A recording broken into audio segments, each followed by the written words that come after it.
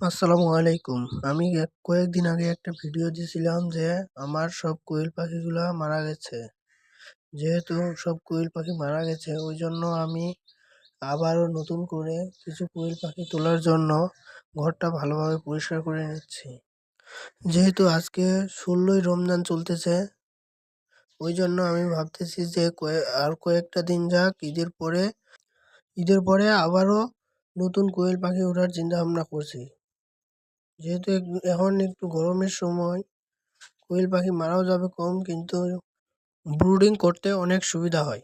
ঘরটা যেহেতু আমার ছোট, তাই এখানে আমি শুধু ৫০০ পাখি করে কোয়েল পাখি ব্রুডিং করতে চাচ্ছি। ওই জন্য একটু জায়গা শর্ট, অল্প পাখি দিয়ে ব্রুডিং করব আস্তে আস্তে করে।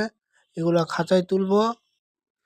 খাঁচায় তুলবো আর আবারও নতুন করে নিয়ে আসবো। এভাবে ২-৩ বার করে নিয়ে আসবো। যেহেতু আগে থেকেও আমি এভাবেই সব কোয়েল পাখি নিয়ে আসছিলাম।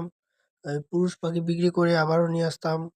ওই একইভাবে এবারও সব কোয়েল পাখি আমি নিয়ে আসবো।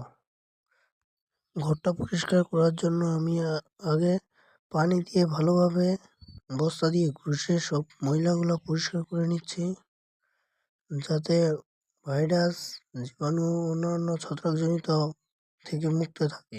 এখানে জীবাণু ধ্বংস করার জন্য আমি ব্যবহার করেছি ব্লিচিং পাউডার আর পটাশ। এগুলো দিয়ে ভালোভাবে ধুয়ে সবকিছু পরিষ্কার করে খাঁচা সহ বাইরের দিক দিয়ে সবকিছু একদম পরিষ্কার করে নিচ্ছি, যাতে কোনো জীবাণু আর না থাকে। সবাই ভালো থাকবেন, দোয়া করবেন আমার জন্য, যাতে আমি নতুন পাখি তুলতে পারি আরও। আসসালামু আলাইকুম।